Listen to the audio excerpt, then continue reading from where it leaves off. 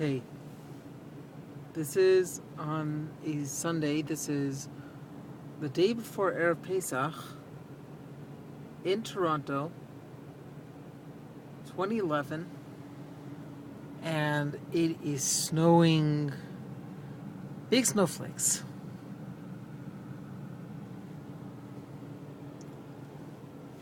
Earlier this morning it was raining.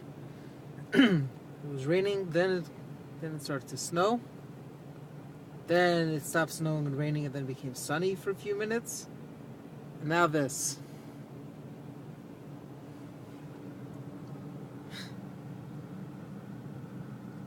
This is March weather in April. Go figure.